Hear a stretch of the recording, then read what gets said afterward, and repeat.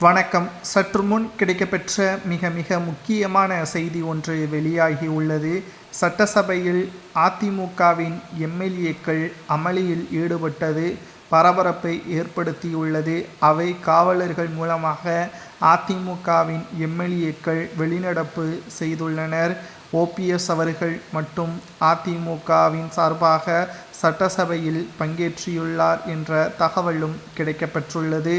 2026 சட்டசபை தேர்தல் வருவதற்கு முன்பாக நடைபெறக்கூடிய இந்த ஆண்டிற்கான முதல் சட்டசபை கூட்டத்தொடரில் ஆளுநர் உரையுடன் தொடங்க வேண்டும். 9:30க்கு ஆளுநர் RN ரவி அவர்கள் சட்டசபைக்கு வந்தார்.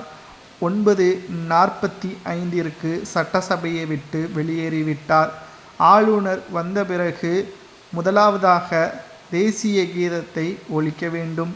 ஆனால் இப்பொழுதும் தேசிய கீதம் ஒலிக்கப்படாது. அவை முடிவதற்கு முன்பாக தேசிய கீதம் ஒலிக்கப்படும். இதுதான் அவையின் மரபு என்று கூறியிருந்தார் சபாநாயகர்.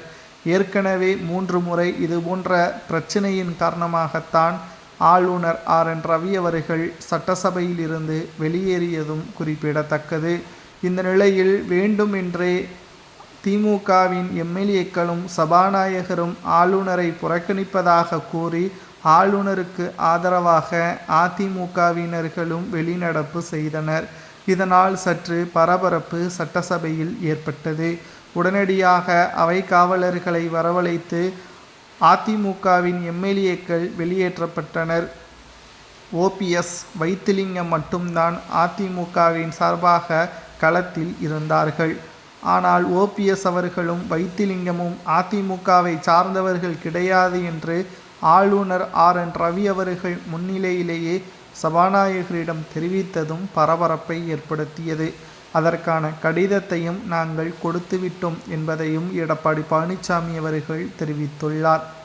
2026 சட்டசபை தேர்தல் நடைபெறக்கூடிய நிலையிலும் முதலாவது சட்டசபை கூட்டத்தொடர் 2026ஆம் ஆண்டு தொடக்கத்திலேயே ஆளுநர் RN ரவி அவர்களை புறக்கணிக்கும் நோக்கம் எதற்காக என்று நாம் பார்க்கும் பொழுது திமுகவின் கொள்கைகளையும் திமுகவின் கட்சியையும் புகழ்ந்து பேசும்படி ஆளுநர் உரையில் எழுதியிருப்பதாக தகவல்கள் கிடைக்கப்பெற்றுள்ளது.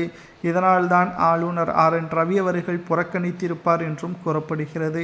திமுகவின் எம்எல்ஏக்கள் அமளியில் ஈடுபட்டது சரியா தவறா என்பதை உங்களது கருத்துக்களை மறக்காம கமெண்ட் வாயிலாக கூறுங்கள்.